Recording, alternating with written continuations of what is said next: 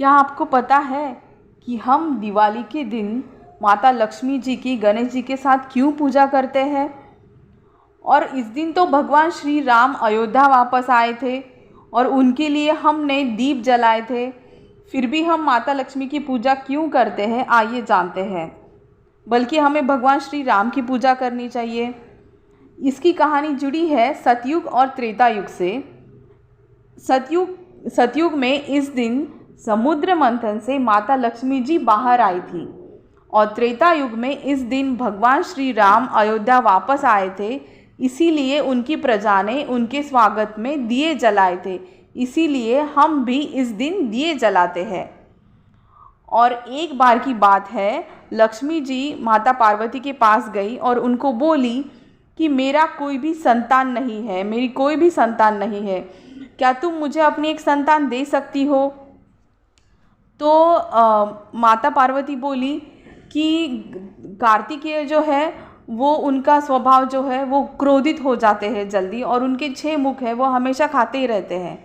और जो गणपति जी है, गणपति जी तो बहुत ही ज़्यादा नटखट है और वो हमेशा उनको भी खाना चाहिए, और वो उनका जो ये है वो आपसे संभाला नहीं जाएगा। आप तो चंचल है, आप तो एक जगह पे कभी भी नहीं टिकती है, फिर आप मेरे पुत्रों की देखभाल कैसे कर पाओगी?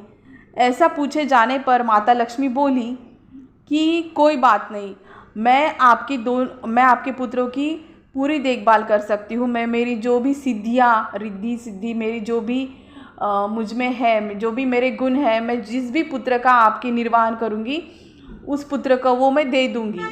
आपकी पुत्र की पूरी देखभाल मैं करूँगी, ऐसा माता लक्ष्मी पार्वती जी को बोलती है। ये बात सुनकर माता पार्वती खुश हो जाती है और अपने जो पुत्र है गणपति जी, वो उनके पास होते हैं उस टाइम पे, गणपति जी को वो उन्हें दे देती है उनके पुत्र के स्वरूप में।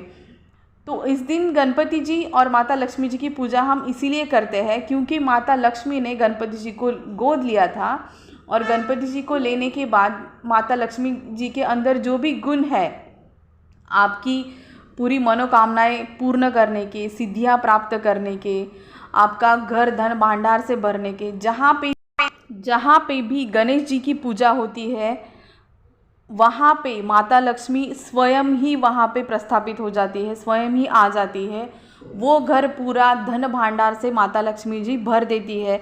ऐसा वरदान वो अपना पुत्र बनाने के बाद गणेश जी को देती है।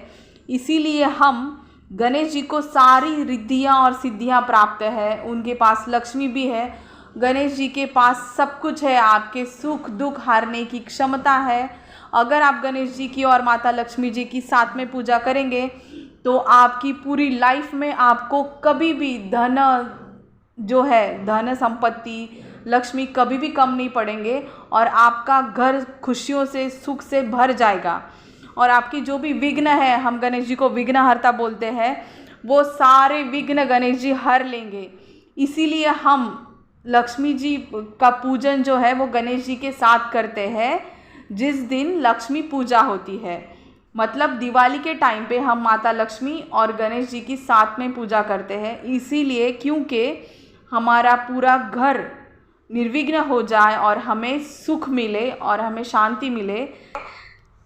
इसीलिए कभी भी, और गणेश जी अग्रगण्य देवता है, मतलब सबसे पहले हमें गणेश जी की पूजा करनी चाहिए। उनको ऐसा वरदान, जब उनका सिर काटा गया था, भगवान इंद्र ने उनको ऐसा वरदान दिया था कि सबसे पहले गणेश जी की पूजा होगी। इसीलिए हम सबसे पहले गणेश जी की पूजा करते हैं, बाद में कोई भी शुरुआत हम करते हैं। इसी के साथ आप सभी को हैप्पी दिवाली, शुभ दिवाली।